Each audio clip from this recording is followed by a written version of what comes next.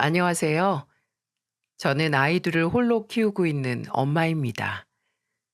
예전에는 혼자서 키우기 벅찰 만큼 어렸는데, 이제는 엄마 걱정도 해주는 의젓한 초등학생으로 컸습니다. 듬직한 큰아들과 예쁘장한 작은 딸이 제 인생의 낙이랍니다. 남편과 이혼 후 아이들이 상처받게 될까봐 걱정이 많았는데, 오히려 더 씩씩하게 큰 것 같아서 기특하네요. 그래도 남편과 같이 산 세월이 있으니 아이들이 나쁜 모습을 보고 배우진 않았을까 걱정했었어요. 그런데 제 이런 걱정과 달리 아이들은 남편 닮은 구석 하나 없이 정말 잘 컸습니다. 한때 같이 살았던 남편이고 애들 친부인데 왜 이렇게까지 걱정을 하는 건가 싶으시죠? 남편이라는 게 사람 구실하는 사람이었으면 저도 이런 걱정 안 했을 겁니다. 집안의 가장이 돈만 벌어오면 되는 거 아니냐면서 집안에서는 완전 개차반이었어요. 가장 무서운 게 늦바람 드는 일이라고 하던데 제 남편이 딱 늦바람 나서 처자식 전부 버렸던 놈이에요. 저도 체감해보니 늦바람이 이런 거구나 싶더라고요. 남편 늦바람 났을 때 떠올려 보면 아주 눈에 뵈는 게 없더라고요. 저는 남편과 결혼 생활 동안 가정을 위해서 성실하게 살았어요. 정말 주변에서도 저처럼 살면 나라에서 상 줘야 한다면서 말들도 많이 해줬습니다. 제가 평범하게 살았다면 이런 말들도 못 들어봤을 거예요. 남들은 시부모 모시고 사는 것도 힘들다고 하는데 저는 남편의 친할머님을 모시고 살았어요. 어쩔 수 없었던 게 남편 집안 사정이 조금 복잡했거든요. 남편은 시부모가 이혼하면서 시부와 할머니 세 식구 살고 있었는데 시부가 갑자기 사고를 당해서 세상을 떠났다고 했습니다. 사실상 시부모는 이혼 후 왕래를 안 하고 살아서 시부가 떠난 후에도 남편은 시모를 한 번도 못 봤다고 하더군요. 그래서 할머님이 남편을 키웠다는 말이 더 어울릴 만큼 혼자서 남편을 키워내셨어요. 할머님의 지극정성을 받고 자란 남편은 대기업에 입사도 할 만큼 번듯하게 자랐습니다. 지금은 돌아가셨지만 살아생전에 남편이 대기업에 입사하던 날이 제일 가슴 벅찬 날이었다고 하셨어요. 대기업 생산관리 직원으로 일하던 남편은 근면 성실한 사람이었습니다. 이런 남편을 만나게 된 계기는 지인의 소개였어요. 지인은 반듯하고 좋은 사람이라면서 저한테 소개를 해줬습니다. 간호조무사로 일하던 저는 남편을 처음 봤을 때 대화가 잘 통해서 너무 좋았어요. 저는 누굴 만나도 항상 대화가 잘 통하는 게 중요하다고 생각했거든요. 게다가 제가 간호조무사로 일해서 그런지 어른을 공경할 줄 아는 남편의 모습이 제일 마음에 들었습니다. 요즘 시대에 부모도 배신하는 세상에 자기를 키워준 할머님을 끝까지 모시려는 남편의 모습이 제 눈에는 다른 사람과 달라 보였죠. 제가 남편을 처음 만났을 때가 30 초반이었는데 그때는 할머님도 연세가 많으신 편이었습니다. 그래서 남편은 퇴근 후 바로 집에 계시는 할머님을 살피러 가기 바빴어요. 아무래도 남편과 할머님 단 두 식구뿐이니까 평일 주말 할 것 없이 바쁜 남편을 이해해 주는 거 말고는 제가 할 수 있는 게 없었습니다. 그래도 저도 여자고 연애 초반인데 남편이 집안일에만 몰두되어 있으니까 한 번은 이렇게 물어본 적이 있었어요. 할머님 살피러 가는 것도 좋은데 우리도 데이트다운 데이트 해야지. 우리 요즘 제대로 된 식당 한 번도 못 간 거 알아? 미안해. 내가 이해해달라는 말밖에 할 수가 없네. 우리 할머니 혼자서 나 키우느라 고생 많이 하셨거든. 그렇게 나만 보고 사시다가 이젠 아프셔서 힘이 하나도 없으시니까 내가 더 챙길 수밖에 없어. 그냥 요양병원에 모시는 거 어때? 괜히 혼자 집에 그럴 때마다 뉴스에서 요양병원에서 폭행했다는 기사만 눈에 들어와서 도저히 못 모시겠어. 그동안 나를 어떻게 키워주셨는지 아니까 더 내가 잘해드리고 싶은데, 너한테도 우리 할머니한테도 면목이 없다. 남편은 고개를 떨구며 미안하다는 말만 반복했었어요. 저는 그때 남편이 책임감 있고 가족을 위해 헌신할 사람이라고 느껴졌습니다. 키워준 부모 은혜도 모르는 사람이 태반인 세상에 할머님께 최선을 다하는 남편의 모습이 저는 대단해 보였어요. 그때는 여러모로 남편이 다른 남자들과 달리 진중하고 괜찮아 보이게 하는 것이 그때는 남편 인생에서 할머님이 최우선인 때였어요. 그래서 저도 그런 남편의 마음을 이해하고 옆에서 묵묵히 응원해 줬습니다. 제가 간호조무사로 한창 일하고 있을 때라서 가끔 남편 집으로 같이 가서 할머님을 챙겨드리곤 했어요. 아무래도 하루 종일 혼자 계시다가 제가 남편이랑 같이 가면 할머님이 제일 반가워하셨습니다. 저만 보면 할머님은 힘이 없는 목소리지만 반갑게 이렇게 말했어요. 하루 종일 일하고 힘들 텐데 뭐하러 왔어? 아유, 얼굴이 반쪽이 된 것 같네. 하나도 안 피곤해요. 저도 할머님 뵙고 싶어서 같이 왔어요. 뭐 드시고 싶으신 거 없으세요? 아유, 다 늙어서 내가 먹고 싶은 게 뭐가 있어. 둘이서 먹고 싶은 거 맛난 거 먹어. 어쩜 이렇게 싹싹한 색시를 데려왔을꼬. 예쁘게 봐주셔서 제가 더 예뻐지나 봐요. 저는 병원에서 일할 때도 환자들과 자주 소통하고 지냈던 터라 할머님과는 금세 더 각별해졌어요. 남편도 제가 할머님과 잘 지내니까 더 좋아했습니다. 아무래도 혼자서 할머님 신경 쓰면서 모실 때보다 든든하다면서 저한테 의지를 많이 했어요. 혼자 하면 힘든 일도 같이 하면 힘든 것도 반이 된다는 말처럼 늘 근심 걱정을 못 놓던 남편도 편안해 보였고요. 아무래도 남자가 아무리 신경 쓴다고 해도 놓치는 게 많았는데 제가 병원에서 일하다 보니까 할머님을 모시는 일이 어렵지 않았어요. 그래서 할머님이 드실 음식부터 계절에 맞는 속옷 같은 것들도 전부 챙겨드리니까 할머님도 편안해지셨고 무엇보다 남편이 가장 좋아했습니다. 저도 친부모님의 이혼으로 아버지와 남동생 세 식구 살았던 기억 때문인지 할머님이 혼자서 남편을 얼마나 힘들게 키우셨을지 알 것 같았어요. 아버지가 어릴 때 저희 남편 혼자서 키우느라 참 고생 많이 하셨는데 연세가 많으셨던 할머님은 얼마나 고생이 많으셨을까 싶었거든요. 그렇게 남편과 같이 할머님도 챙기며 서로를 신뢰를 쌓아갔고 자연스럽게 결혼 이야기까지 이어졌습니다. 연애하는 동안 남편의 한결같은 효심과 성실함을 보고 결혼을 결심하게 됐죠. 제가 남편과 결혼한다는 소식을 전했을 때 가장 좋아하던 분이 할머님이셨습니다.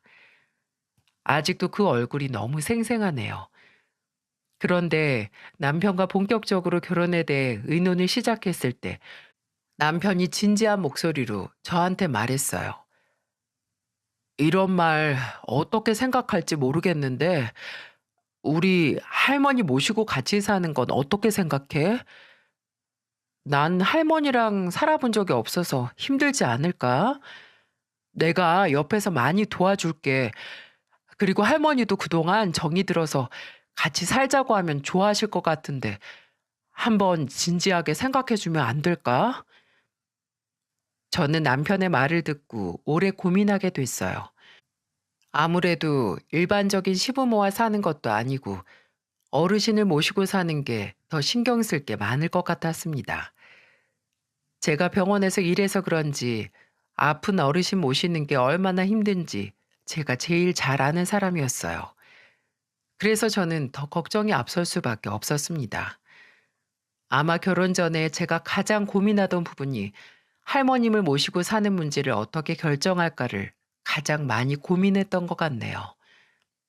아무래도 잠깐 들려서 챙겨드리는 거랑 다르게 같이 사는 건 완전 다른 문제니까요.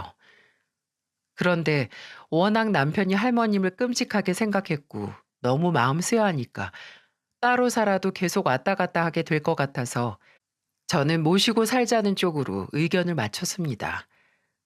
남편은 제 결정에 고맙다면서 앞으로 잘하겠다면서 서로 부둥켜 안고 기뻐했어요. 할머님도 같이 살자는 저와 남편의 제안에 눈물을 흘리셨고요.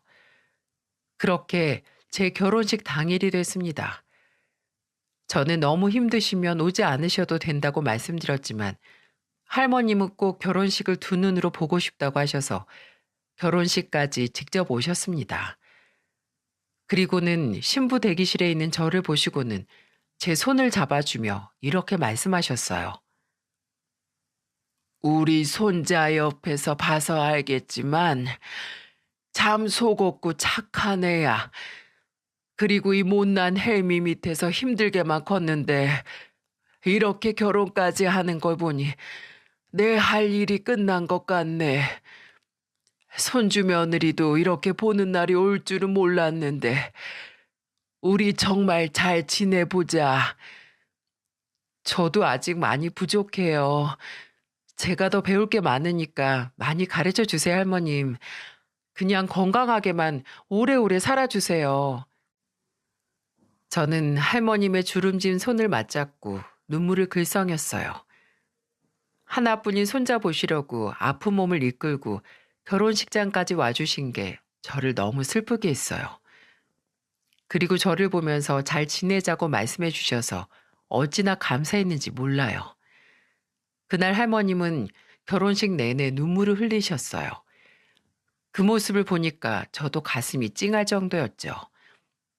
결혼 전 저는 남편과 할머님을 모시기로 했던 터라 할머님의 모습이 더 눈에 많이 밟혔던 것 같아요. 정말 제 친할머니와 같이 생각이 드니까 정말 잘해드려야겠다는 다짐을 했네요. 결혼식이 끝나고 새 식구 집이 한 집에 들어왔을 때는 정말 한 식구가 된 것 같았고 좋았습니다. 남편과 할머님이 원래 살던 집에서 우선 시작했어요. 그때는 할머님이 병세가 악화되고 있으셔서 새 집을 알아볼 여유도 없었거든요. 당뇨도 있으신 데다가 폐 쪽이 가장 안 좋으셨어요. 그래서 결혼 생활 시작은 할머님을 모시고 시작하게 되었죠. 저는 불만이 있거나 힘들지 않았습니다. 남편이 정말 많이 도와주고 있어서 할머님을 모시고 사는 일이 크게 힘들지 않았거든요. 할머님이 정기적으로 병원을 가셔야 하는 날이면 남편이 휴가를 쓰고 직접 모시고 가고는 했어요.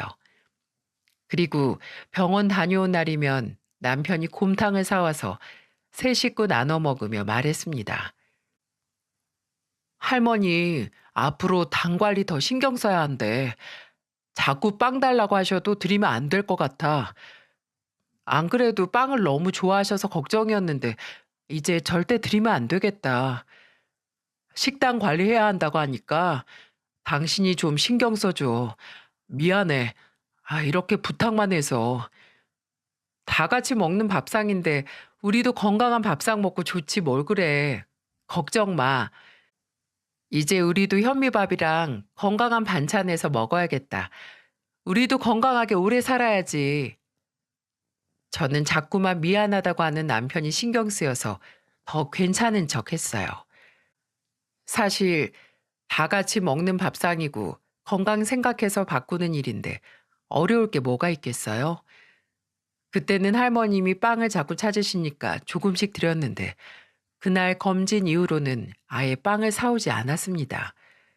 이렇게 일상생활에서 하나씩 신경 쓰면 괜찮아질 거라고 생각했어요. 완전히 건강해지는 건 바라지도 않았고 더 악화되지만 않길 바랬죠. 하지만 이런 제 기대와 달리 할머님의 건강은 빠르게 악화되고 있었어요. 아무래도 연세도 많고 혈압도 높으신 상태라서 병원을 가도 손쓸 방법이 없을 때가 많았어요. 게다가 급성 폐렴까지 겹치면서 병원에 입원하는 기간이 늘어만 갔습니다. 그러는 동안 남편과 제 사이에는 큰아들과 작은딸이 생겼고 세 식구에서 다섯 식구로 늘어났죠. 남편도 처음에는 육아도 할머님 일에도 늘 최선을 다했어요. 회사에 있다가도 할머님 일이라면 달려 나오곤 했었고, 큰아들 유치원 행사에도 주말에는 꼭 참석할 만큼 부성에도 강한 사람이었습니다. 그런데 긴 병에 효자 없다고 남편은 점점 변하기 시작했어요. 나이든 어르신 모시고 살다 보면 알겠지만 어르신들 아프시면 냄새가 슬슬 날 수밖에 없잖아요. 할머님이 점점 병세가 깊어질수록 자주 병원에 다니기 시작하자 남편은 지쳐가기 시작했습니다. 정말 남편 같은 사람이 변할 거라고는 상상도 못했어요. 결혼 전부터 홀로 할머니를 극진히 모셨던 사람인데 할머님이 병원에서 입원 후 퇴원이라도 하는 날에는 남편 눈치를 볼 정도였죠. 아픈 사람 눈치 주는 것도 아니고 할머님 퇴원에 맞춰서 제가 모시고 집에 들어오면 저를 보면서 이렇게 말하는 거예요. 이번에는 진짜 괜찮은 거야? 또 이렇게 모시고 왔다가 나 죽겠다고 병원 가는 거 아니고? 당신 그런 말이 어딨어. 연세가 있으신데 당연히 예고도 없이 아프시겠지. 내가 진짜 지겨워서 그래. 이러다가 우리까지 없던 병 생길 것 같다고. 시끄럽고 얼른 가서 누우실 자리나 잘 해놔.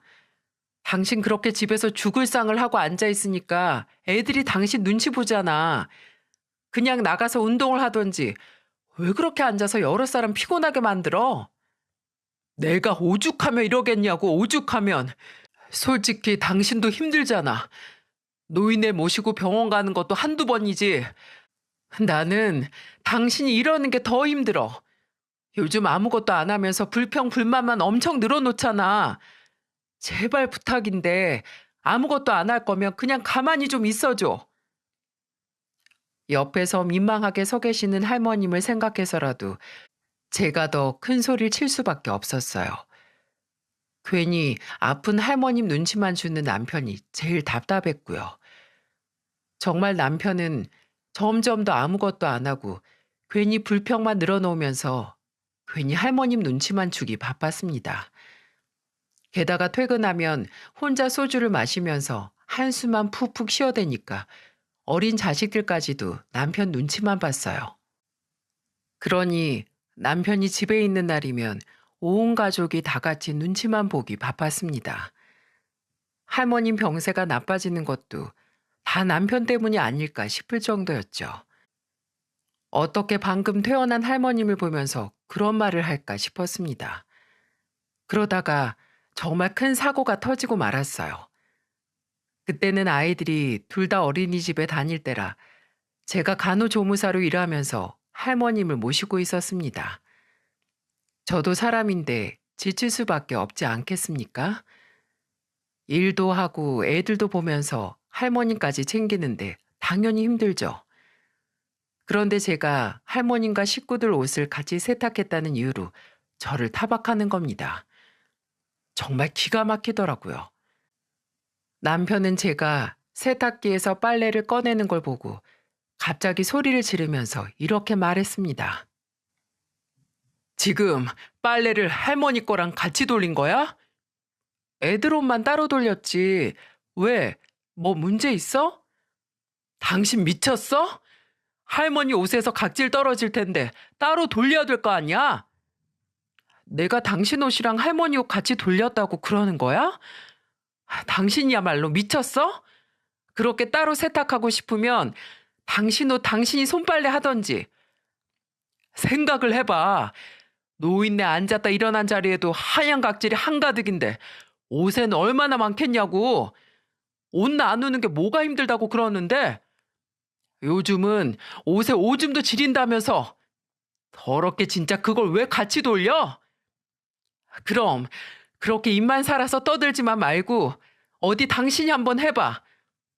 당신 그렇게 말하면서 할머님 기저귀 한번 갈아본 적 있어? 당신 이러는 게 더 이상해. 그렇게 더러우면 당신 옷 당신이 손빨래해서 입어. 맨날 밖에서 담배 냄새 배겨오는 거 꼴 보기 싫었는데 잘 됐네. 저는 세탁기에서 뺀 남편 옷을 바닥에 내동댕이 쳤어요. 그러자 남편은 어이가 없다는 듯이 밖으로 나가버렸습니다. 저는 그러거나 말거나 남편 옷 그냥 그대로 뒀어요. 뭐가 이쁘다고 곱게 펴서 널어줍니까? 세탁이 다 된 빨래를 건조대 하나씩 널다가 방에서 저와 남편이 싸우는 소리를 다 들었을 할머님이 생각났어요. 세상에 아프고 싶어서 아픈 사람이 어디 있겠어요? 그리고 결국 나이 들면 누구나 다 한 번씩 겪을 일인데 저렇게 돌변하는 남편이 더 이해가 안 갔습니다.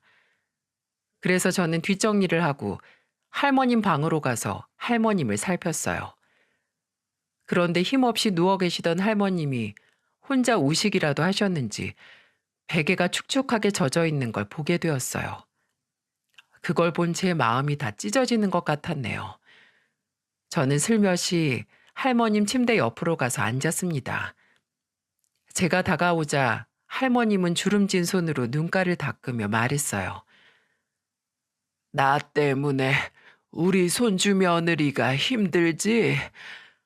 하나도 안 힘들어요. 아휴, 남자는 나이 들어도 애라고 하더니 저 사람도 별 수 없어요. 철이 아직 안 들었나 봐요. 아니야, 나 때문에 그래. 늙으면 죽어야 하는데 쓸데없이 명줄이 길어서 식구들이 힘들게나 하고. 그런 말이 어딨어요. 혼자서 손자 키워서 저렇게 키워내셨으면 그 고생 다 효도로 돌려받고 가셔야죠. 아직 효도하려면 멀었으니까 더 건강해지세요. 내가 미안해. 해준 것도 없이 짐만 돼서. 앞으로 나 너무 신경 쓰지 말고 너희들끼리 잘 살아. 나 이제 병원 들어갈란다. 그건 제가 싫어요. 간호조무사인 제가 있는데 어딜 가세요? 거기 가셔도 저 같은 사람이 있을 텐데 그냥 여기 편히 계세요. 할머님은 제 말에 고맙다며 눈물을 흘리셨어요. 그런 할머님의 모습이 저를 더 힘들게 했습니다. 정말 제가 할 수만 있다면 제가 가진 기력이라도 나눠드리고 싶을 정도였습니다. 병원에 가는 날이 늘어갈수록 할머님은 점점 대소변 실수를 하는 횟수도 늘었어요. 여자는 나이가 들어도 평생 여자라는데 할머님은 실수를 할 때마다 힘없는 눈으로 눈물만 흘리셨습니다. 대소변 실수까지 한 스스로를 자책하듯 입을 꾹 다물고는 저만 바라보셨어요. 저는 그때마다 할머님이 민망해 하실까봐 되려 더 별일 아니라는 듯 말을 해도 한동안 입을 다물고는 아무런 말씀을 하지 않으셨어요. 저는 그런 할머님의 모습이 더 가슴 아팠고요. 그러니 이런 상황에서 변해가는 남편의 모습이 할머님한테는 더 스트레스였던 거예요. 할머님의 병세가 심해질수록 남편의 태도는 점점 더 안 좋아졌어요. 같이 밥을 먹는 일도 살얼음판 위에 있는 것처럼 힘들어지기만 했고요. 할 수 있다면 방에서 나오지 말라고 하고 남편한테 식판에 밥 담아주고 싶을 정도였다니까요. 제가 이렇게까지 화내는 이유는 밥상에서 꼭 할 소리 못할 소리 구분 못하고 떠드는 남편 때문이었어요. 할머님이 병세가 악화되면서 밥을 드시다 보면 숟가락으로 밥을 드시다가도 조금 흘리셨습니다. 그런데 남편은 그 모습을 볼 때마다 눈에다 티가 날 정도로 티를 내면서 틱틱거리는 거예요. 그러다 아이들까지 다 같이 모여서 먹는 저녁 자리에서 남편은 밥을 먹다가 말고 이런 소리를 했습니다. 밥이며 반찬이며 죄다 흘리는데 그냥 따로 먹던지 밥맛 떨어져서 못 먹겠네. 밥맛 떨어진다는 남편의 한마디에 밥상 공기가 달라졌어요.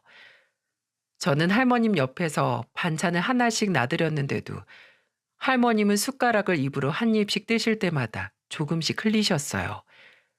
그런데 나이 들고 아픈 어르신들 다들 그렇지 않나요? 힘도 없고 아프신 분이 식사를 얼마나 제대로 하실 수 있겠어요? 저는 그런 남편을 보면서 점점 정이 떨어졌던 것 같아요. 예전에 결혼 전 할머님을 끔찍이 아끼던 그 사람은 아예 다른 사람 같았습니다. 저는 밥 먹다가 갑자기 화를 내면서 헛소리를 하는 남편을 보면서 버럭 화를 내며 말했어요. 뜨신 밥 먹고 헛소리 할 거면 숟가락 내려놓고 당장 방으로 가. 당신이 제대로 하면 내가 이런 말을 하겠어? 지금 내 탓을 한다고? 당신이야말로 아무것도 안 하고 나한테 미루기만 하잖아. 나보다는 당신이 잘하니까. 그래서 내가 신경을 안 쓰는 거잖아. 핑계가 좋다. 당신 앞으로 이런 식으로 식탁에서 헛소리 할 거면 밥 먹지도 마. 당신 때문에 애들까지 다 눈치 보잖아. 당신이 나를 이렇게 대놓고 무시하니까 애들까지 아빠 알길 개똥으로 알잖아. 가장이 가장답게 행동을 해야 존경을 하지. 이런 식으로 생각나는 대로 막 뺐는데 당신한테 어떻게 좋은 말이 나가겠어?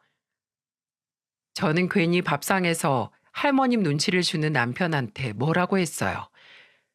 애들이 이런 상황에서 뭘 보고 배우겠나요?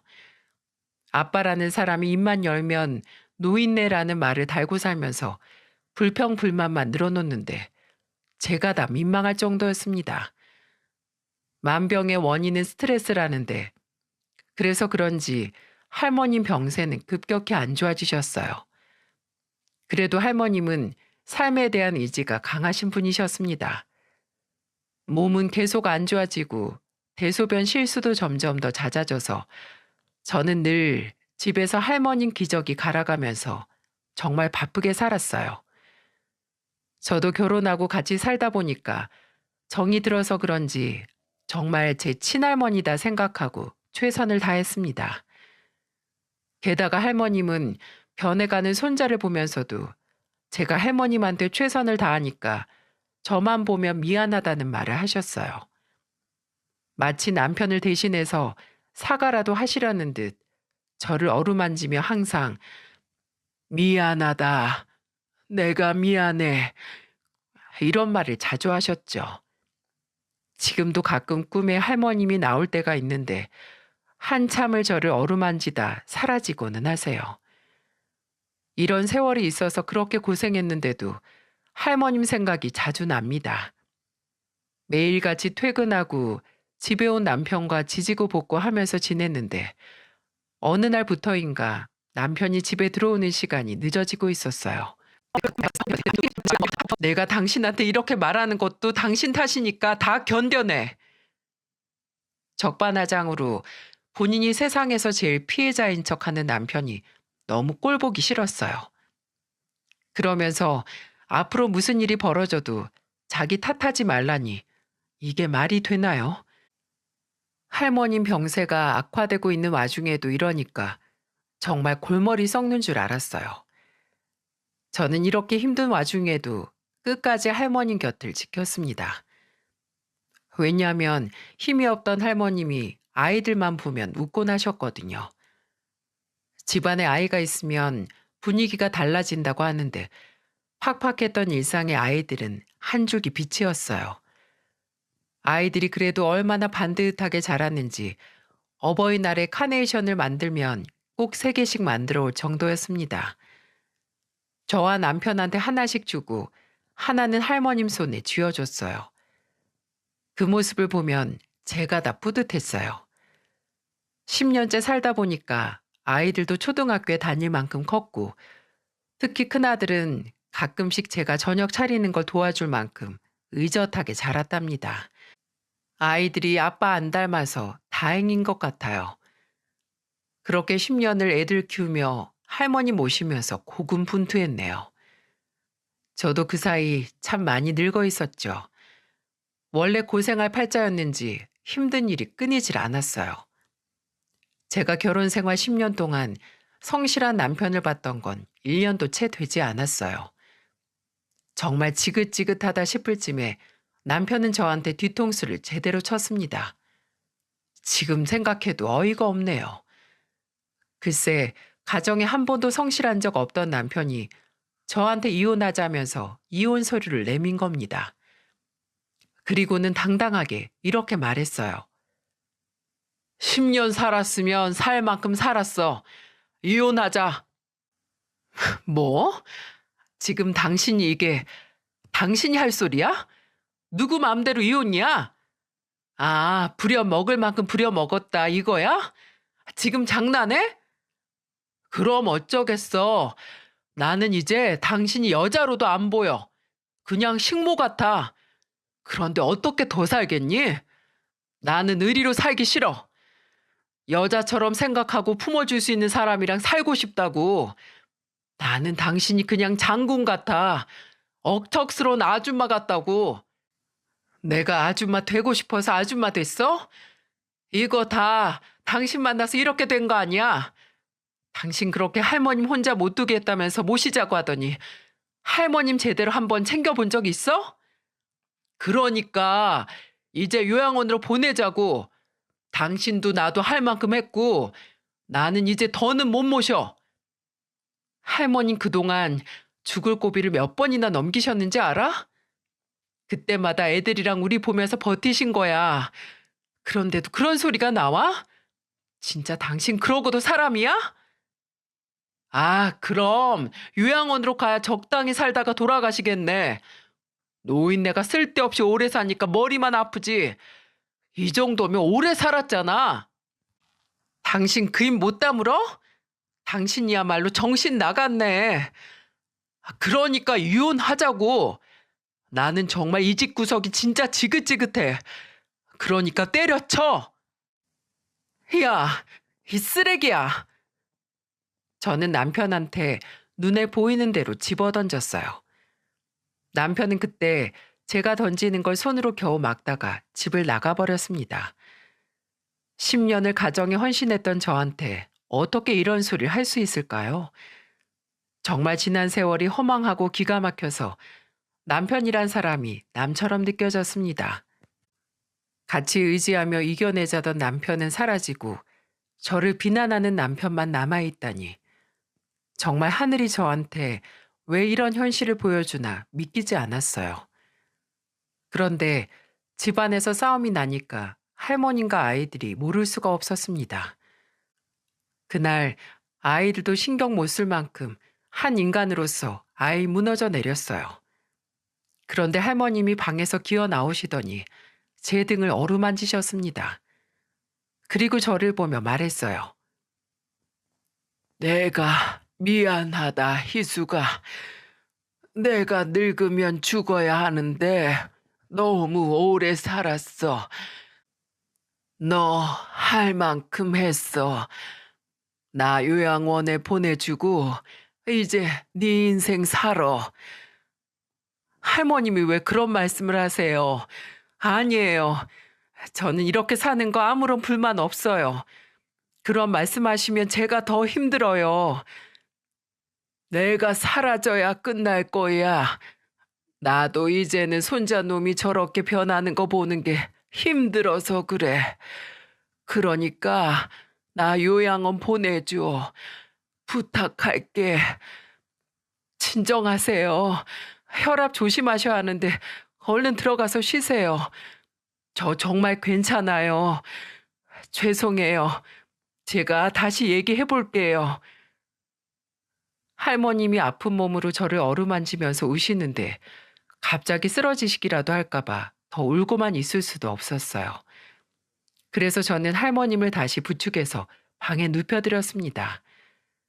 저는 그때까지도 할머님을 요양원에 모실 생각이 없었어요.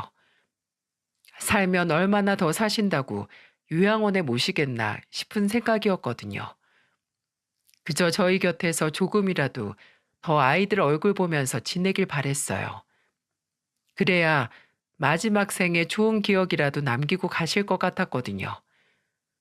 그리고 제가 아무래도 병원에서 일하다 보니까 할머님 병간호는 자신 있었어요. 그런데 가장 문제가 남편이었죠. 정말 갑자기 이혼을 하자는 남편 제안이 이해가 안 갔습니다. 그동안 할머니 문제로 자주 싸워서 정말 그런 문제인가 싶었어요. 그래도 본인을 키워주신 할머님인데 힘들다고 이렇게까지 나올 일인가 의문이었습니다. 저는 이 답답한 마음을 남동생에게 털어놨어요. 아무리 친한 친구여도 제 얼굴에 침뱉기 같아서 잘 안 나오고 의지할 곳이라고는 남동생밖에 없었습니다. 그래서 저는 남동생한테 전화해서 다 털어놨어요. 그러자 남동생은 저한테 이렇게 말하더군요. 갑자기 이혼하자는 거 너무 이상한데? 누나, 매형 여자 있는 거 아니야? 여자? 그런 낌새는 전혀 모르겠는데? 누가 바람을 대놓고 피워? 다 몰래 피고 있으니까 바람이라고 하지. 내가 다 알아볼게. 네가 어떻게 알아보려고? 너 회사 다녀서 바쁠 텐데 괜히 신경 쓰지 마. 아니야. 내 친구도 와이프가 바람나서 심부름센터에 부탁해서 뒷조사하고 증거 잡아서 이혼했대. 내가 그 친구한테 물어보고 한번 의뢰해 볼게. 저는 남동생의 제안에 그렇게 해달라며 부탁했어요. 남동생은 정말로 친구가 의뢰했던 심부름센터에 부탁해서 남편 뒷조사를 시작했어요. 저는 결과가 나오길 초조하게 기다렸습니다. 아무것도 모르는 아이들과 할머님을 책임지는 건 오로지 저뿐이었어요. 집 나간 남편은 연락도 없었고 저 혼자서 집안을 책임지고 있었습니다. 정말 일과 가정을 모두 혼자 끌어가는 건 어렵기만 했네요. 그래도 아이들이 초등학교를 다녀서 조금 수월했지만 아직 챙길 게 많을 나이였죠. 그렇게 2주가 흘렀고 저는 설마 했던 현실을 마주하게 됐습니다. 진짜 기가 막혔어요. 그렇게 효자인 척하고 다니던 남편은 같은 회사에 7살이나 어린 상가녀가 있더라고요. 이런 현실이나 보자고 열심히 살았던 건 아닌데 진짜 말문이 막힌다는 게 이런 거구나 싶었습니다. 더 끔찍했던 건 그 여자가 임신 4개월이었다는 거예요. 같은 회사 다니는 공장 직원이랑 눈 맞아서 바람 난 것도 모자라 임신까지 했던 겁니다. 정말 어이가 없는데 사진으로 직접 확인하고 나니까 진짜 황당했어요.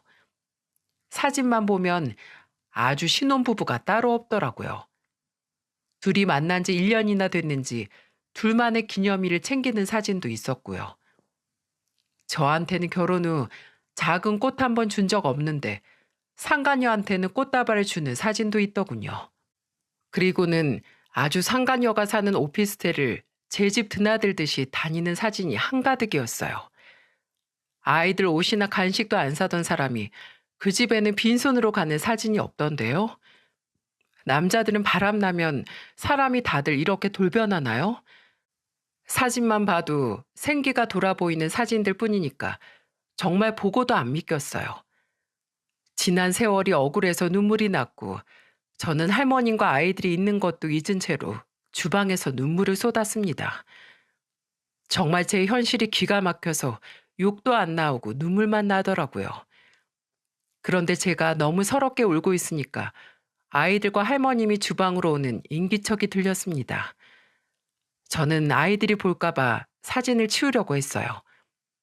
그런데 큰아들은 이미 사진을 들고는 상간녀와 다정하게 웃는 남편 사진을 본 겁니다. 저는 너무 놀라서 큰아들 손에 있는 사진을 뺐으며 말했습니다. 아들, 아니야. 그런 거 아니야. 엄마 이리 줘. 아니긴 뭐가 아니야? 아빠 나빠. 엄마 울지 마. 큰아들과 작은 딸은 저를 부둥켜 안고 울었어요. 저는 두 아이들을 품에 안고서 제가 마냥 울고만 있기에는 저는 아이들과 할머님을 지켜야만 했어요. 그래서 저는 정말 결심했습니다. 내가 할 수 있는 모든 걸 걸고 박살을 내겠다고요. 제게 사진을 보내던 남동생이 저한테 걱정 가득한 목소리로 전화를 했어요. 저는 소송하고 이혼을 결심했다고 말하니까 남동생이 이렇게 말했습니다. 매형 대기업인데 회사에라도 퍼뜨려. 공장 직원이랑 둘이 같은 회사에서 바람 났다고 올리면 회사도 제대로 못 다닐걸? 그래야겠어. 나 이대로는 억울해서 못 살아. 애들까지 알아버린 이상 두 년놈들 만난 회사에 발도 못 들이게 할 거야. 저와 남동생은 복수를 결심했어요. 여자가 한을 품으면 온유월에도 서리가 내린다고 이대로 곱게 이혼만 해줄 수 없었습니다. 그래서 저는 이혼 소송도 걸고 상간녀한테 위자료 소송, 거기에 재산 분할까지 제가 할 수 있는 법적 대응을 시작했어요.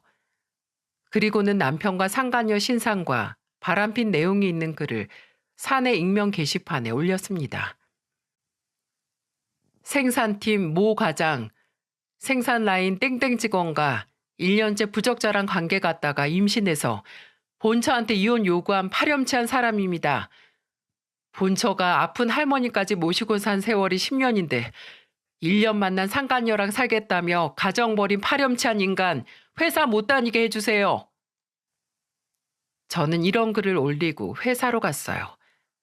그리고는 이미 익명 게시판에 올라온 글로 떠들썩한데 제가 회사까지 나타났으니까 그야말로 회사가 발칵 뒤집힌 거예요.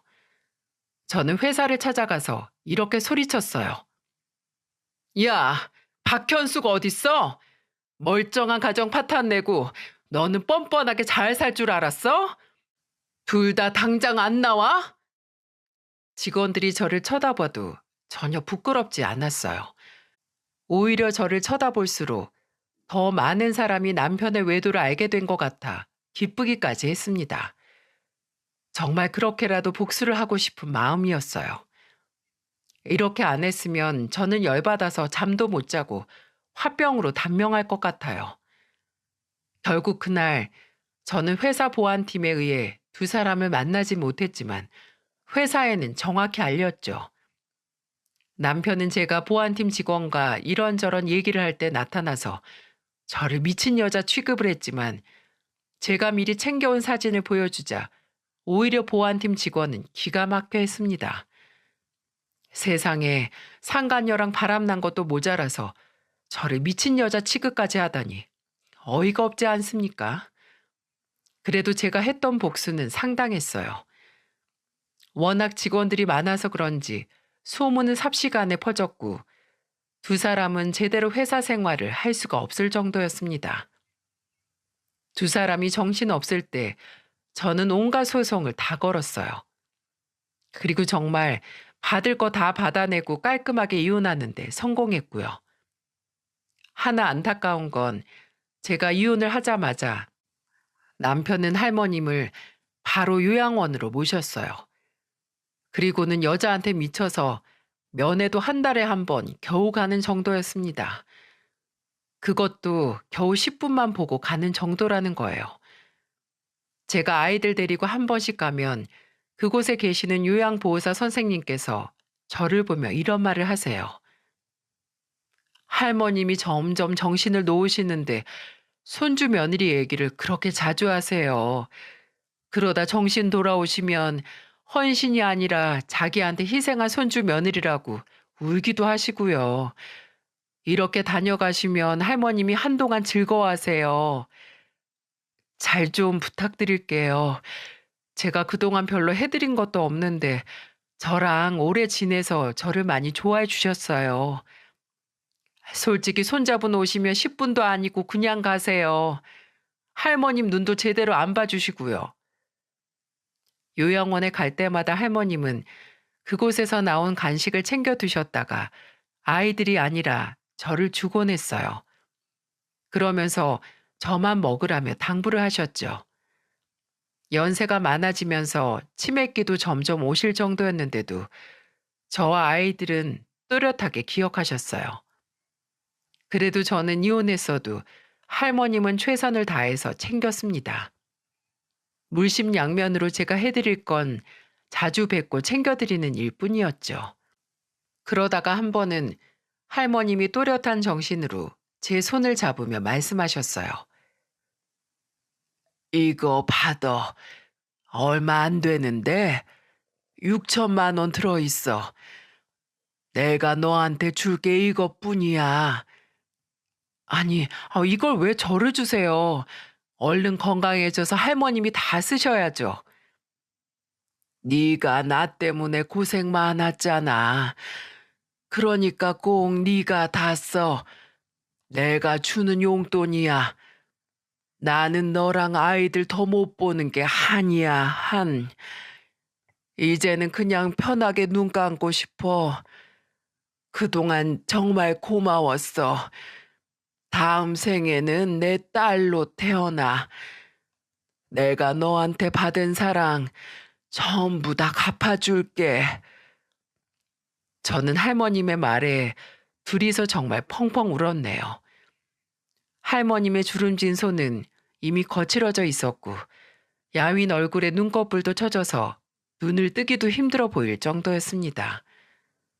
그렇게 본인 숨이 꺼져가는 와중에도 손주 며느리 고생했다고 통장을 쥐어주는 모습을 보니까 제가 참 마음이 아팠습니다. 그렇게 할머님은 한 달 뒤 세상을 떠나셨어요. 죽음을 직감하셨는지 미리 저한테 통장을 챙겨주셨던 것 같아요. 저는 그래도 마지막에 요양원에 모시긴 했지만 끝까지 잘 챙겨드려서 죄책감은 조금 덜었습니다. 그리고 차려진 할머님 장례식에 가보니까 상가녀는 안 보였어요. 남편만 와서 뚱한 얼굴로 있더라고요. 참 저런 것도 손자라고 와 있는 걸 보니까 어이가 없었습니다. 할머님이 부디 저 얼굴을 보지 않고 편히 쉬시길 바랬어요. 아이들은 장례식장에 와서 절만 하고 먼저 보냈습니다. 남동생이 같이 와줘서 아이들을 먼저 보낼 수 있었어요. 애들도 이혼 후 아빠를 찾거나 하지도 않았고요. 어렴풋이 알고 있는지 아빠라는 말만 들어도 정색을 하더군요. 그날도 남편을 보고도 아이들은 남동생 손을 붙들고 집으로 먼저 갔습니다. 저는 그 와중에도 놀러 온 건지 감정이 없는 건지 장례식장에서 핸드폰을 붙들고 혼자서 낄낄거리고 웃는데 정말 뒤통수 한 대 확 치고 싶었다니까요. 그래서 저는 남편한테 가서 한심하다는 목소리로 이렇게 말했어요. 양심이 있는 거야, 없는 거야? 대체 양육비는 왜 안 보내? 너야말로 누울 자리 보고 다리를 뻗어. 너 때문에 해고된 거 몰라? 우리 할머니가 이거 전부 알면 저승에서도 너 잡겠다고 벌떡 일어나실걸? 웃기고 앉아있네. 할머니 무시하고 살던 네가 할 소리야? 너야말로 천벌 받을 거야.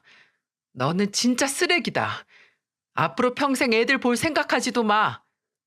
그래, 잘 됐다.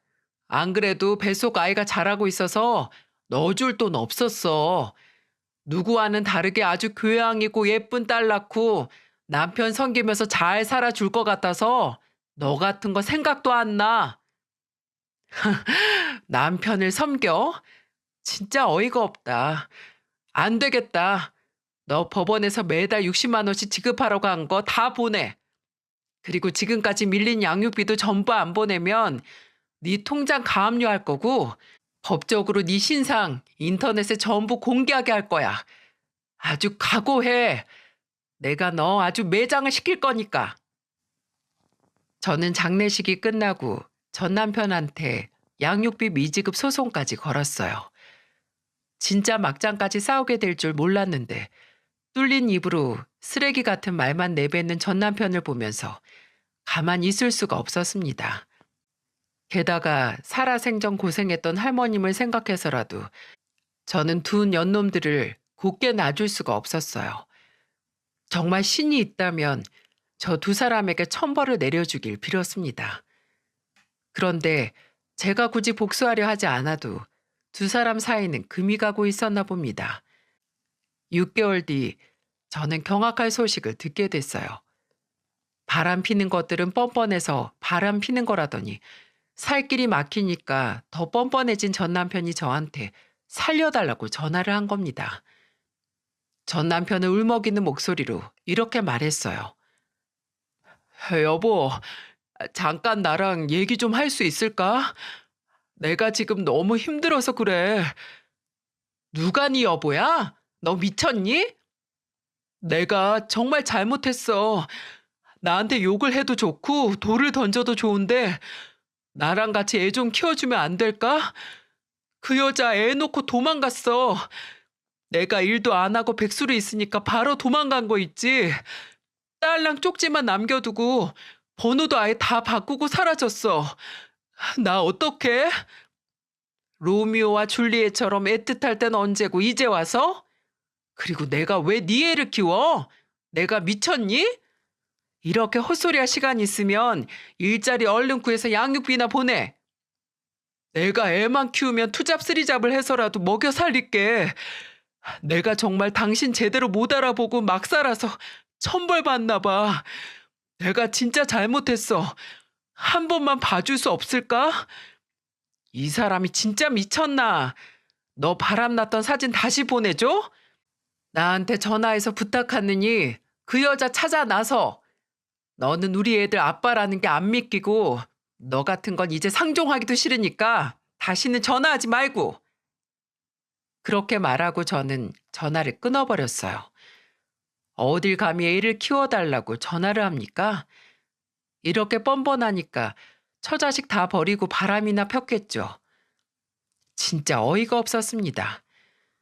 옛말에 은혜를 아는 개가 배은망덕한 인간보다 낫다는 말 아시나요?